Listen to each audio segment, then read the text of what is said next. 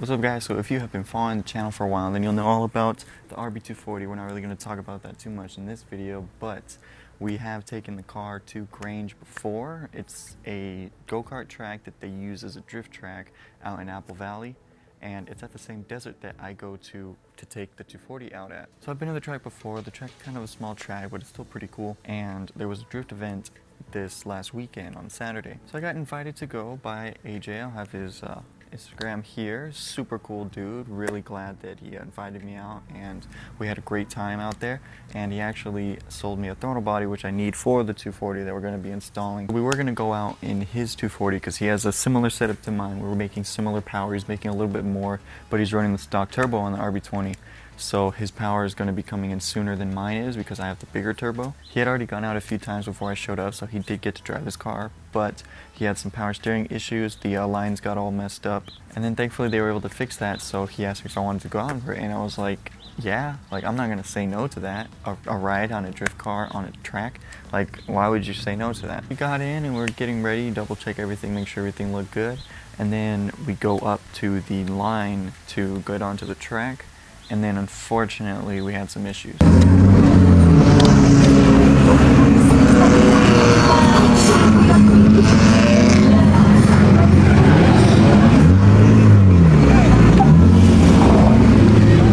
So his battery light came on and it started to misfire and it was breaking up, and we were thinking, oh no, like that's not good. Maybe that's a battery issue, or maybe there's a ground issue somewhere. And we were looking and looking, and we thought we found it, and it turns out we didn't. And then we tried a new battery, same issue. So fortunately he didn't get to drive his car after that, which sucked. It would have been cool to see the car out there, because I actually didn't get to see it because by the time I got there the car had already broke down from the power steering issue.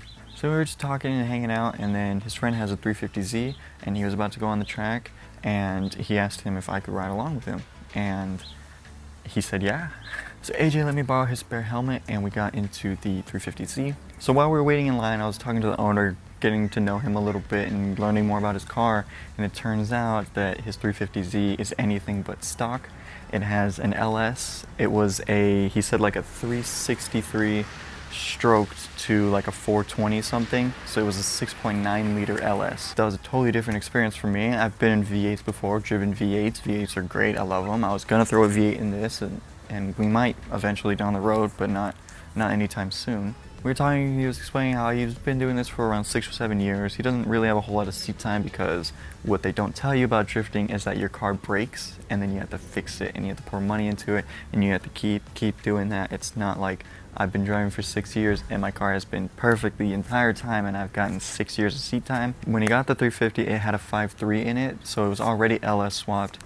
And then they just built the stroker motor and then threw that in. He said when they threw it on the dyno, they didn't do a max power run. They were just sort of making sure the engine was running right because it has some tow in the rear, so it was shaking on the dyno, which is bad news. You don't want it to shake on the dyno. You want everything to be perfect. But he said with the parts that they put on it and the way that the engine builder made the motor, it is easily pushing 600 horsepower, which is insane for a naturally aspirated motor. Even though it is a 6.9 liter, that's still quite a lot of power.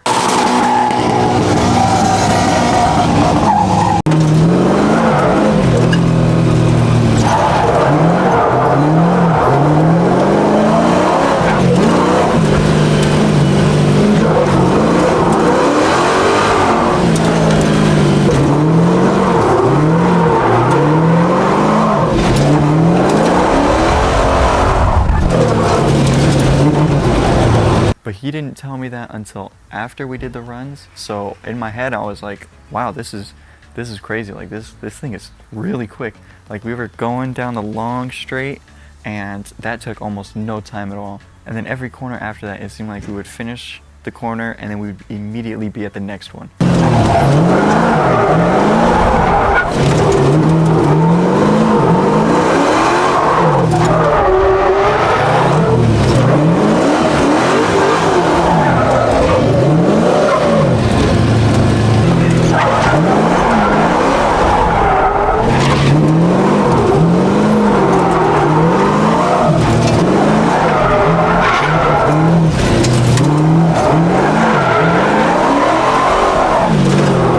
was funny too because he was telling me how some of the corners that he was like, oh man, like I messed up there, like I should have done this instead. And I was like, dude, like to me, you did amazing. Like I don't know the difference between what looks good and what doesn't, and I think you did pretty good. So this is the car that I got to go out in. It's a 350Z. This is a super nice setup. He's got an LS and it's got 600 horsepower and this thing is fucking amazing. It's set up so nice, full cage, everything. Super nice setup. This owner was super cool, let me go in. It was fucking awesome. But I don't know, it was a super cool day. I had a great time. I wish it was a daytime event because the footage would have came out better because I don't have those super fancy lenses that can record really good at night yet. It was my first time inside a Grange, like in the pits and also on the track. I've never been on the track, of course, but you know, when we go to the desert and we ride the dirt bikes and stuff, we go up to Grange when there's a drift event and we check it out and look at the cars and stuff and get some cool clips. Like I got some here, some 2J cars.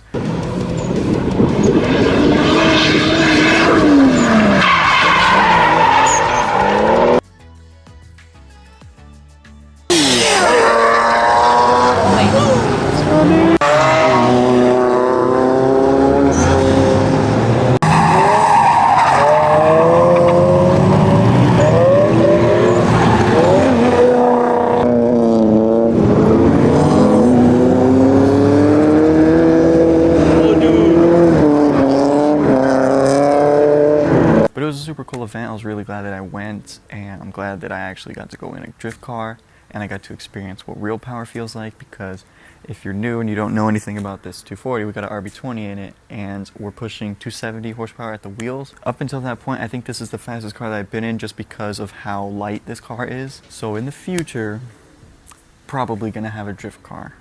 After that experience, I think getting a drift car would be super cool, but not in the near future because we're gonna have another car coming to the channel hopefully in the near future within the next few months. I highly recommend that if you could somehow get your way into a drift car at an event, then you should do that.